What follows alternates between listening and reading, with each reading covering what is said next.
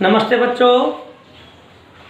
पिछले वीडियो में हमारा जो चैप्टर 4 विद्युत धारिता था उसमें हम बता रहे थे चालक, कुचालक और परावैद्युत।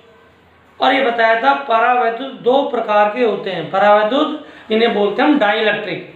तो आपके परावैद्युत दो प्रकार के थे, एक ध्रुवीय परावैद्युत और दूसरे अध्रुवीय परावैद्युत।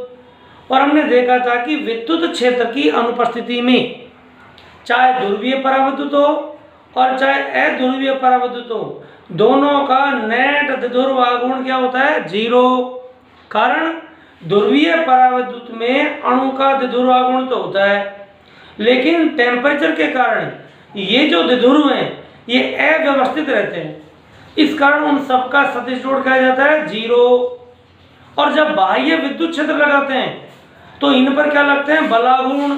और ये घूमकर विद्युत क्षेत्र की दिशा में आ जाते हैं और पदार्थ का एक नेट द्विध्रुव आघूर्ण प्राप्त हो जाता है। ठीक इसी प्रकार अध्रुवीय परावैद्युत होते हैं, उनमें जब बाहर से विद्युत क्षेत्र लगाते हैं तब अणुओं का ध्रुवण हो जाता है और इस प्रकार पदार्थ का एक नेट द्विध्रुव आघूर्ण प्राप्त होता है। तो दोनों ही केसों में हमने देखा कि जब डाई इलेक्ट्रिक या परावैद्युत पर बाहर से विद्युत क्षेत्र लगाएंगे तो उसका क्या हो जाएगा?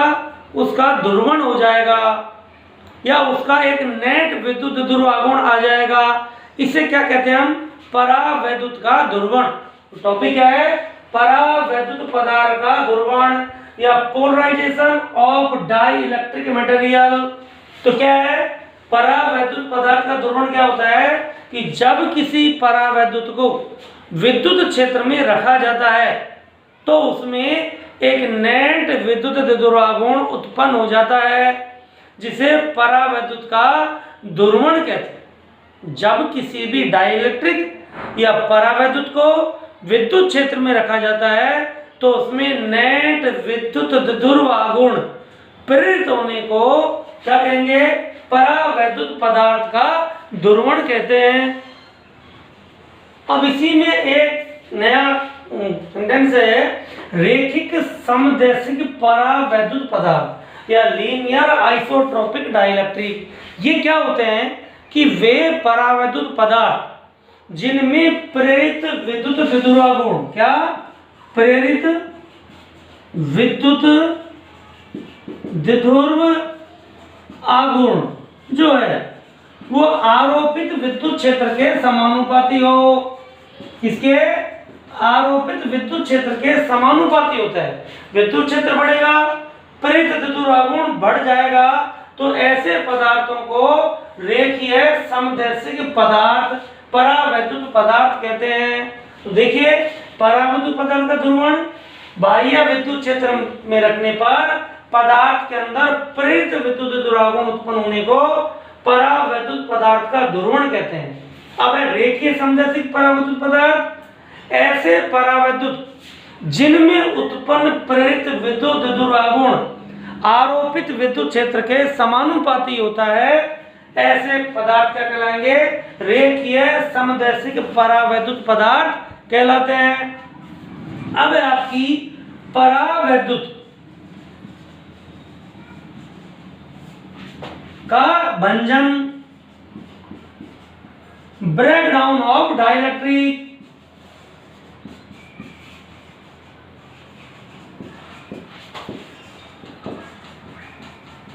ये क्या होता है? परावैद्युत का भंजन या ब्रेकडाउन ऑफ डाइलेक्ट्रिक। आप देखिए कि यदि हम विद्युत क्षेत्र लगाएंगे, विद्युत क्षेत्र लगाएंगे तो विद्युत क्षेत्र में पदार्थ का क्या होगा? ध्रुवण। आप देखो, धनावेश एक तरफ, ऋणावेश एक तरफ, और विद्युत क्षेत्र लगाओ और विद्युत क्षेत्र लगाओ, तो आखिर क्या होगा? इसमें से आपका इलेक्ट्रॉन बाहर निकल जाएगा और परावैद्युत में क्या होगा? धारा चालन हो जाएगा। मैंने बताया था परावैद्युत वे कुचालक पदार्थ होते हैं जो विभवांतर आरोपित करने पर धारा का चालन नहीं करते हैं। लेकिन यदि हम विद्युत क्षेत्र को बढ़ाते जाएं, बढ़ाते जाएं, बढ़ाते जाएं तो उस स्थिति में एक स्थिति ऐसी आएगी, इस पदार्थ का आयनीकरण हो जाएगा, इसमें से इलेक्ट्रॉन निकल जाएंगे और ये चालक की भांति व्यवहार करेगा, तो इसे हम क्या कहते हैं, परावैद्युत का भंजन या ब्रेक डाउन ऑफ डाइलेक्ट्रिक। उदाहरण के लिए जब आसमान में बादल होते हैं और बहुत अधिक बादलों पे चार्ज होता है, ये आपकी अर्थ है, ठीक, और ये आपका वायु है। अब वायु क्या है, कुचालक। लेकिन जब इस आवेश कारण या विद्युत क्षेत्र स्थापित होगा तो हवा के अणुओं के इलेक्ट्रॉनों पर बाहर की ओर बल लगेगा, विद्युत क्षेत्र बढ़ता जा रहा है, बादल निकट आ जाए तो ये आपकी बीच की दूरी क्या होगी, घट जाएगी, और E बराबर होता है V/d। ठीक, यदि d घटेगी, ये डिस्टेंस घटेगी, तो उस कंडीशन में चूंकि विभवांतर है वो तो फिक्स है, लेकिन d घटेगी तो इलेक्ट्रिक फील्ड बढ़ जाएगा, और इलेक्ट्रिक फील्ड बढ़ेगा तो हवा के जो अणु हैं उनमें इलेक्ट्रॉन पर ज्यादा बल लगेगा, और एक स्थिति ऐसी आएगी कि हवा का आयनीकरण हो जाएगा, हवा में से क्या होंगे, इलेक्ट्रॉन निकल जाएंगे, और पूरी की पूरी वायु क्या हो जाएगी, चालक हो जाएगी, और क्या होगी, विद्युत आपकी चिन्ह रूप में जमीन की ओर, जिसे कहते हैं बिजली गिर गई, ये स्थिति हो जाएगी। वो क्या हो गया, परावैद्युत का भंजन, अर्थात वायु का ब्रेक डाउन हो गया। ब्रेक डाउन मीन्स जो विद्युत रुक रही थी अब वो चलने लगी, ठीक, अनकंट्रोल्ड होगी, तो उसे कहते हैं परावैद्युत का भंजन। अब है एक भंजन सामर्थ्य, भंजन सामर्थ्य या ब्रेक डाउन स्ट्रेंथ, कि आपका कितना विभवांतर हो, कि अर्थात कितना विद्युत क्षेत्र हो कि उसका ब्रेक डाउन हो जाए। तो वायु के लिए इसका मान होता है 3 × 10⁶ वोल्ट प्रति मीटर, अर्थात लगभग 30 लाख वोल्ट प्रति मीटर का विद्युत क्षेत्र हो तो उस अवस्था में वायु भंजित हो जाएगी। तो इसे क्या बोलते हैं, भंजन सामर्थ्य। किसी परावैद्युत का भंजन करने के लिए आवश्यक न्यूनतम विद्युत क्षेत्र को उस परावैद्युत को क्या कहेंगे, भंजन सामर्थ्य कहेंगे। वायु की भंजन सामर्थ्य कितनी होती है, 3 × 10⁶ वोल्ट पर मीटर। इसी वजह से देखिए आपकी जो हाई वोल्टेज वाली लाइन होती है उन्हें जमीन से ऊपर रखा जाता है ताकि डिस्टेंस डी को क्या करें, बढ़ाएं और विद्युत क्षेत्र घटे।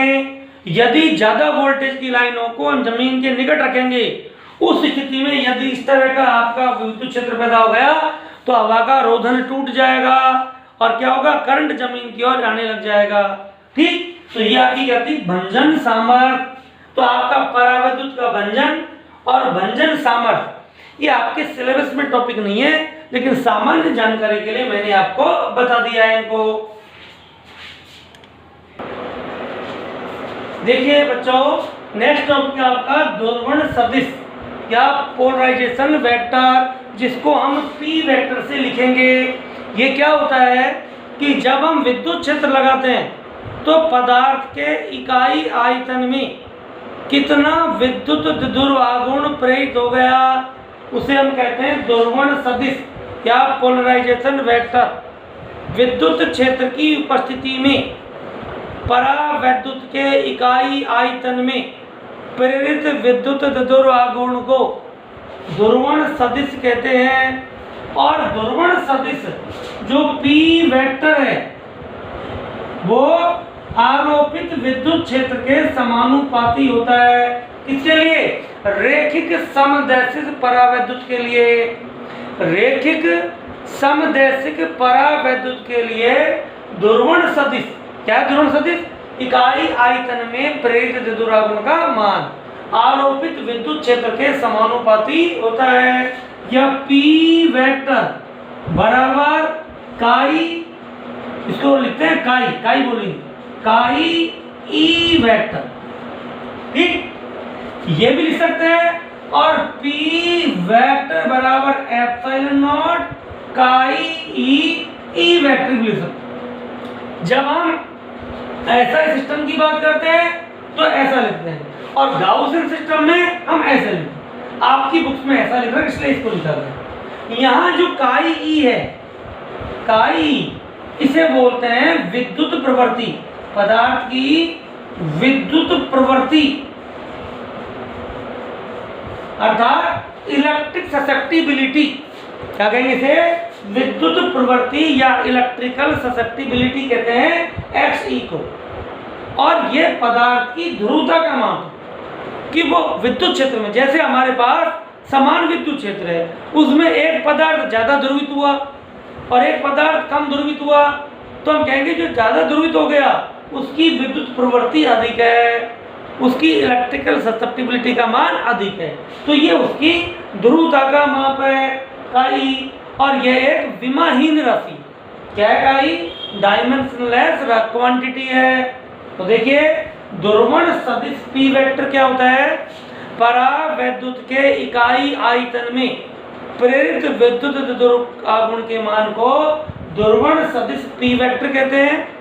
रेखीय समदैशिक परावैद्युत के लिए ध्रुवण सदिश पी वेक्टर आरोपित विद्युत क्षेत्र ई वेक्टर के समानुपाती होता है, अर्थात P vector proportional E vector, और P vector is equal to chi E capital E vector. ऐसे भी लिख सकते हैं और ऐसे भी लिख सकते हैं। आप ऐसे लिख लेना क्योंकि बुक्स में ऐसे लिखा है।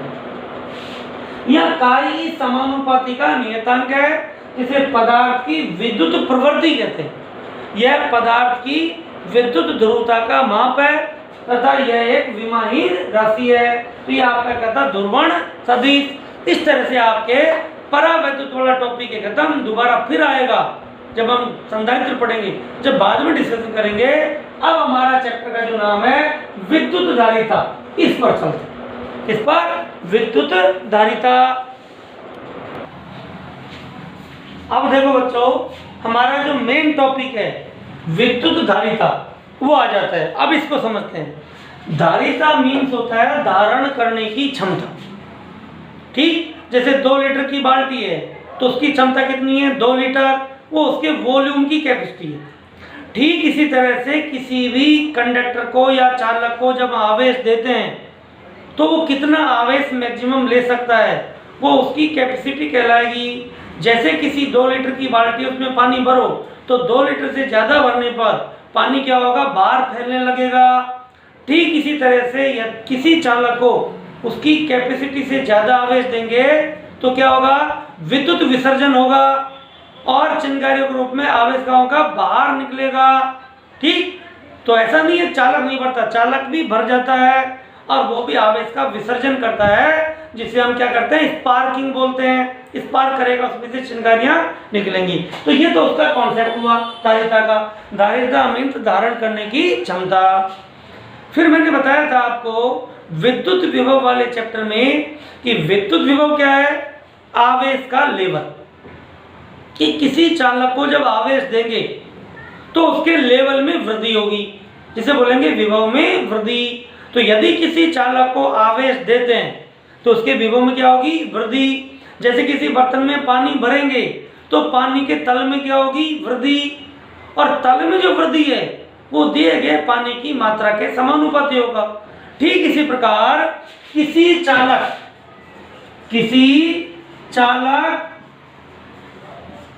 के विभव में वृद्धि, चालक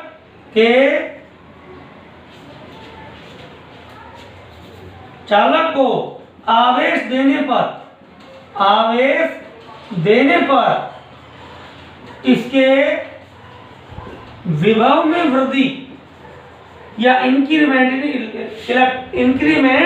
इन इलेक्ट्रिक पोटेंशियल V दिए गए आवेश Q के समानुपाती होता है। होगा कि नहीं होगा? यदि आवेश ज्यादा देंगे तो विभव ज्यादा होगा। तो विभव में वृद्धि दिए गए आवेश के समानुपाती हो गया, या आवेश का मान विभव में वृद्धि के समानुपाती। उल्टा कह सकते हैं, या यूं भी कह सकते हैं कि किसी चालक को आवेश देने पर इसके विभव में वृद्धि दिए गए आवेश के समानुपाती होता है, या इसकी बजाय देने पर इसके विभव में वृद्धि V हो तो आवेश Q विभव में वृद्धि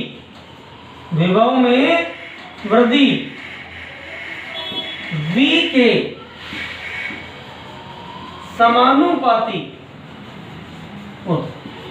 ठीक, अर्थात यदि हम किसी चालक को Q आवेश दिया तो उसके विभव में क्या वृद्धि होगी, v। तो जो आवेश का मान है वो विभव में वृद्धि के समानुपाती होगा। आवेश ज्यादा विभव में वृद्धि अधिक, आवेश कम विभव में वृद्धि कम, तो क्या हो गया, Q समानुपाती V या Q बराबर CV। Q बराबर CV। यहाँ C क्या है, समानुपाती का नियतांक है, समानुपाती का नियतांक, जिसे चालक की विद्युत धारिता कहते हैं। तो C क्या है, एक समानुपाती का नियतांक है जिसे चालक की विद्युत धारिता कहते हैं। तो देखो बच्चों, हमने बताया कि किसी चालक को दिया गया आवेश उसके विभव में वृद्धि के समानुपाती होता है, या Q बराबर CV। या C क्या है, समानुपाती का नियतांक है जिसे चालक की विद्युत धारिता कहते हैं। तो समीकरण स्पष्ट से विद्युत धारिता क्या हो जाएगी, C बराबर Q बटा V। समीकरण नंबर 2, अर्थात किसी चालक को दिए गए आवेश और उसके विभव में वृद्धि के अनुपात को चालक की विद्युत धारिता कहते हैं। ठीक, क्या है चालक की विद्युत धारिता, किसी चालक को दिए गए आवेश और उसके विभव में वृद्धि के अनुपात को चालक की विद्युत धारिता कहते हैं। इसको इस तरह भी डिफाइन कर सकते हैं कि किसी चालक की विद्युत धारिता उस आवेश के बराबर है जो उसके विभव में इकाई वृद्धि कर दे। यदि V का मान 1 हो तो C बराबर Q, ऐसे भी कह सकते हैं। अब देखो Q समानुपाती किसके, V के। तो यदि हम Q और V में ग्राफ प्लॉट करें, ये क्या ले लें Q और यह क्या लें V। जैसे ओम के में ग्राफ आया था V समानुपाती है एक सरल रेखा, तो यहाँ भी क्या आएगी, एक सीधी रेखा आएगी ग्राफ। ये क्या होगा, Q समानुपाती V। ठीक, अब यदि ये कोण थीटा हो तो इस ग्राफ का ढाल क्या होगा, इस ग्राफ का ढाल होगा tan थीटा।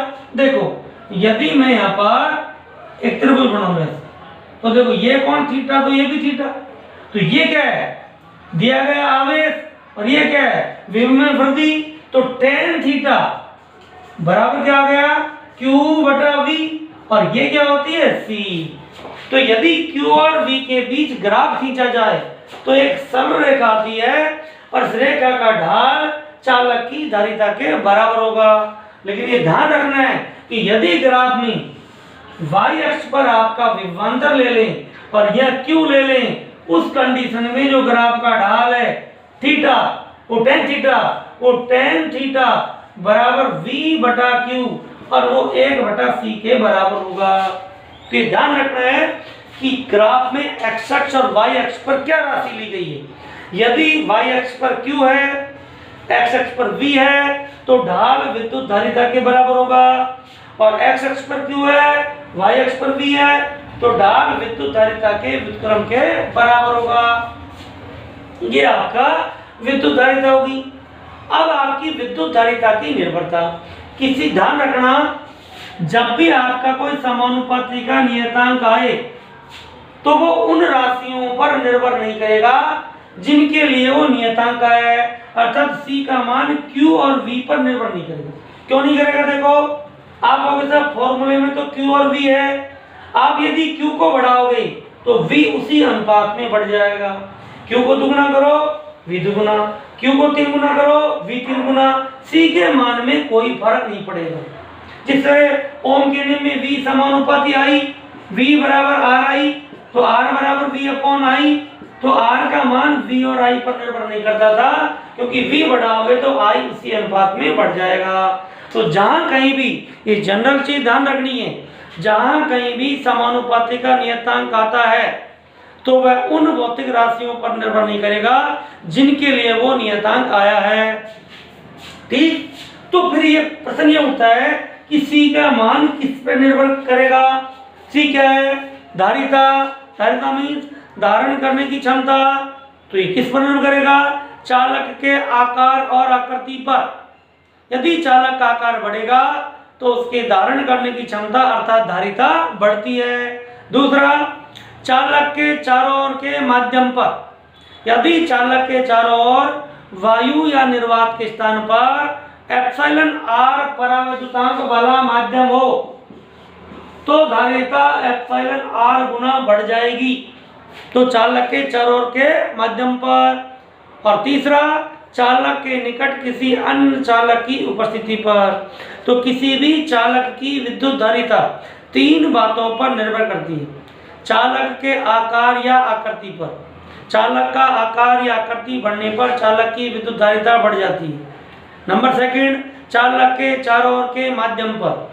यदि चालक के चारों ओर एप्सिलॉन आर परावैद्युतांक वाला माध्यम रख दे तो चालक की धारिता वायु या निर्वात की तुलना में एप्सिलॉन आर गुना बढ़ जाएगी। तीसरा, चालक के निकट किसी अन्य चालक की उपस्थिति पर। यदि चालक के निकट कोई अन्य चालक रख दिया जाए तो चालक की धारिता बढ़ जाती है। अब है आपका विद्युत धारिता का एसआई मात्रक और विमीय सूत्र। अब बच्चों विद्युत धारिता का एसआई मात्रक एवं विमीय सूत्र, क्योंकि आपका विद्युत धारिता का फॉर्मूला है C बराबर Q/V, इसलिए C का एसआई मात्रक क्या होगा? Q का एसआई मात्रक कूलम